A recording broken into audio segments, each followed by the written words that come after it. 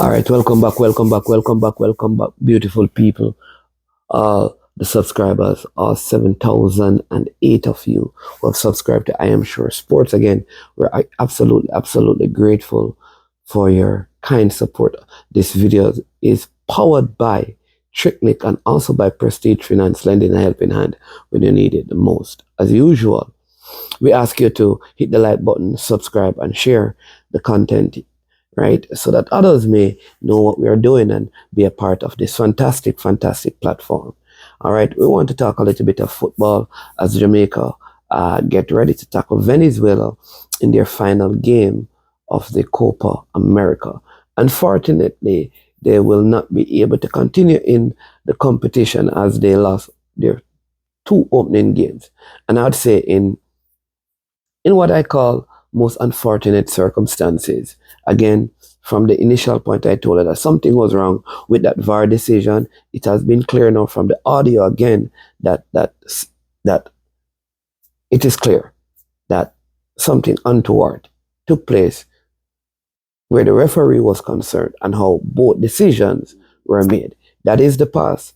You have to get over it, right? But what we show is that on a good day, we can produce good results against top quality opponent. We were not outclassed by Ecuador, though they won. We were not outclassed by Mexico, though they won. But you can tell that there are few components that are missing. So I want you to just take a moment with me and imagine if Jamaica had the likes of a Reese Nelson in this team. If the issues were not there with a Leon Bailey and he was in this team. If a Mason Greenwood was in this team or a Mason Holgate was in this team. These are players that possibly could suit up for Jamaica because they have Jamaican heritage. Imagine if we had those players with the crop of players. If Amari Bell was not injured and was here. Andre Blake, though we had that brilliant goalkeeping from Jamali Waite, youngster. I mean, I think he is. I mean, his mentor is Andre Blake, and you can tell he is a fantastic keeper. But the experience of Andre Blake, you never can tell, probably would have made a difference.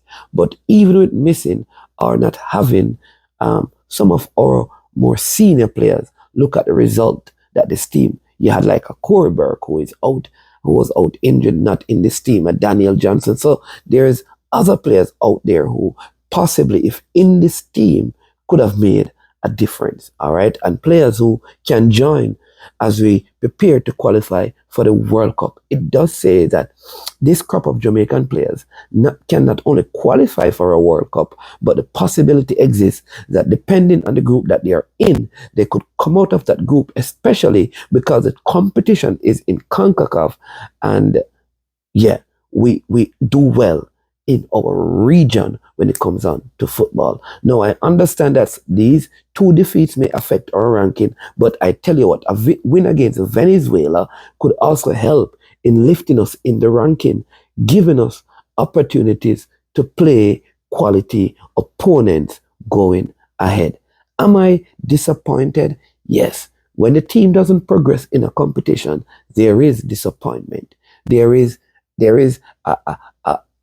a sense of believing that, oh, this is a failure. But I believe that though we have not progressed, the competition itself was not a failure.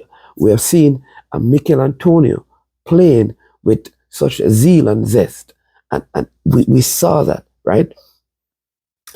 Dexter Lembikisa continues to improve. We saw Joel Latibodier coming into his own.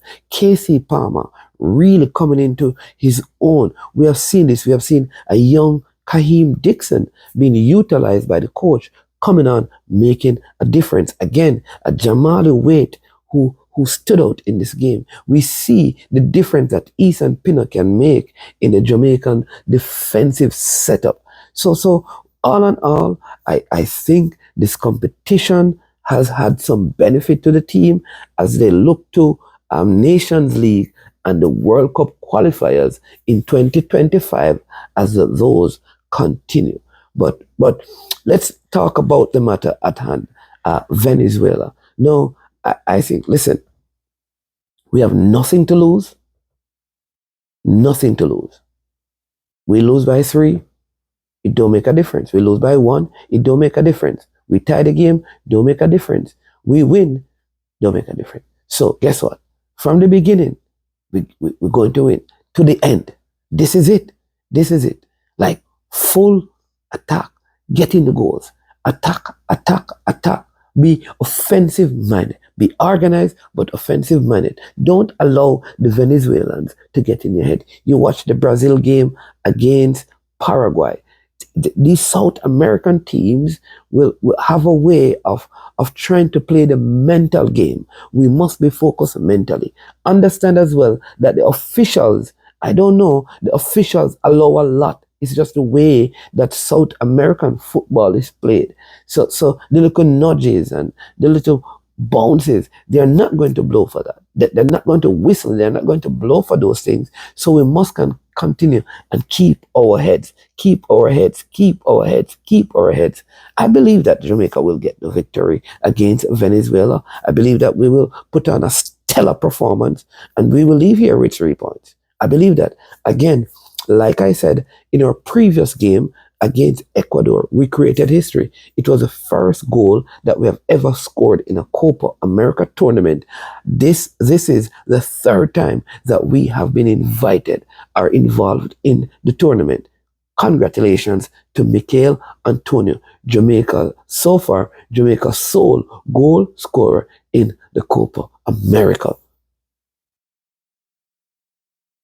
So I think all in all, managerially, from a federation standpoint, from the technical staff standpoint, and from the players, I think there's a lot for us to look at and be thankful for. Now, all the decisions and all the actions and all the moments in the games you may not be happy with, but there are positives to take away.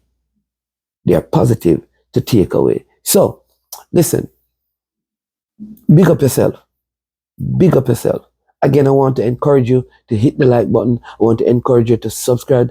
I want to encourage you to share the content. We have loads more coming for you next week when we will be doing some big lives. We have some big personalities that we'll be interviewing and talking to on our platform. And we want you to be a part of that. We're going to drop next week one exclusive interview to our members, right? So here's what you need to do. You need to sign up and be a member of I Am Sure Sports. Want to big up Triple E and all the persons in the comment section. I have a commenter, I need to find this, right? Hold on, let me find this. I have to find this one. And he's asking if he's at the place where he can delete comments now. But I don't know what comment he wanted to delete. Let me tell you who he is. Let me just find that for you and tell you who he is. That's what he was asking. He was asking, I don't know what comment he saw that made him believe that there was something that needed to be deleted. All right, let's see if I can find it. I don't know which one he wanted deleted, but he was suggesting that. So let's see if I can find it for you. I thought it was a hilarious comment. Every now and then we take a comment from our comment section. Yeah. So let's see if we can find it. But VAR, man, VAR.